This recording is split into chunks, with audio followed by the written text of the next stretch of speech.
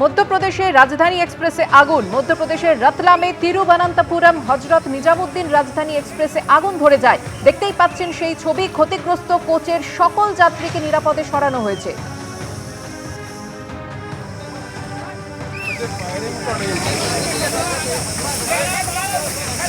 আগুন লাগার ঘটনায় কোনো যাত্রী বা রেলকর্মী আহত বা হতাহত হননি। কিভাবে আগুন লাগলো তদন্তে রেল। চলছে আগুন নেভানোর কাজ।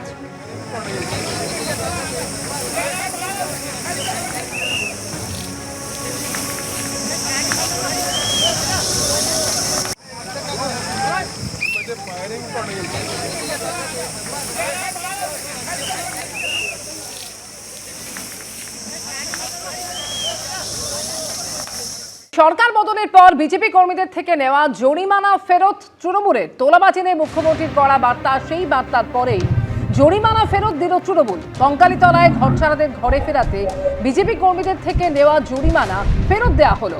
বিজেপি কর্মীদের থেকে যে টাকা নেওয়া হয়েছিল সেই টাকা ফেরালেন কাজল শেখ, ঘনিষ্ঠ তৃণমূলের উপপ্রধান এবং অঞ্চল সভাপতি।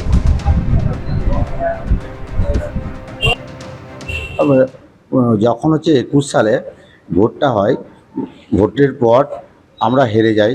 বিজেপির নেতৃত্ব দিয়েছিলাম আমরা। এই এলাকায় আমি ঘুরেছিলাম। আমাদের অনেক ছেলে টেলে যারা ছিল তারা এই এলাকায় ঘোরাঘুরি করেছে। তার জন্যে সেই সমস্ত বাড়িতে এবং আমার বাড়িতে ভাঙচুর চালায়।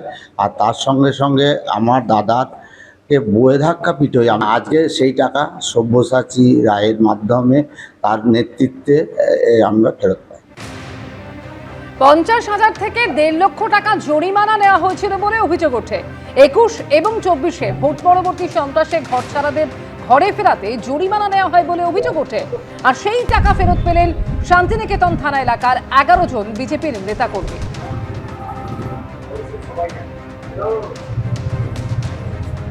নানুরের কঙ্কালী পঞ্চায়েতের ঘটনাটা প্রমাণ করছে। আজকে ওখানে তৃণমূলের পঞ্চায়েতের নেতা মামন শেখ এবং আলেপ শেখ, তারা 21-এ যাদের কাছ থেকে জরিমানা করেছিল, যাদের উপর জরিমানা চাপিয়েছিল, তবেই তাদের ঘরছাড়া করে দেওয়ার পর ঘরে ফিরতে বাধ্য হয়েছিল, তাদেরকে সেই জরিমানার টাকা ফেরত দিয়েছে। এমনকি একজন হিন্দু সমর্থক ভারতীয় জনতা পার্টি, তাকে জোর করে একজন মুসলিমের কাছে বাড়ি বিক্রি করতে বাধ্য হয়েছিল। এই রকম ধরনের অত্যাচার চালানোর পর আজকে সেই আলেপ বলুন আর মামন বলুন, তারা সেই গ্রামবাসীদের হাতে পায়ে ধরে জরিমানার টাকা ফেরাচ্ছে। কারণ বুঝতে পারছে যে দিন বদলেছে, উলট পুরাণ হবে। ঠেলায় না পড়লে বেড়াল গাছে ওঠে না, তাদের গাছে এখন উঠতে হয়েছে। এবার এই গাছ থেকে নামাবার কাজ নিচে গ্রামবাসীরা অপেক্ষা করছে, আর ডবল ইঞ্জিন সরকারের পুলিশ প্রশাসন অপেক্ষা করছে। 2021 সালের যে নির্বাচনের কথা বলছেন, যে ভোট পরবর্তী হিংসার কথা বলছেন, 2021 সালে কাজল শেখের ক্ষমতা, কাজল শেখের দায়িত্ব চারকোলগ্রাম গ্রাম পঞ্চায়েতের মধ্যে সীমাবদ্ধ ছিল। চারকোলগ্রাম গ্রাম পঞ্চায়েতের মধ্যে হাটসান্দি গ্রামটাও আমার আন্ডারে ছিল না। কোনো ধরনের অপ্রীতিকর ঘটনা ঘটে থাকে বা কেউ কারো কাছ থেকে যদি টাকা নিয়ে থাকে বলপূর্বক, জোরপূর্বক, তাহলে সে বিষয়টা আমার জানার কথা নয়।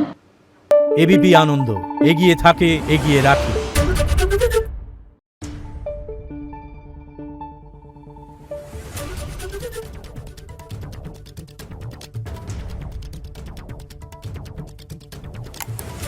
Thank you.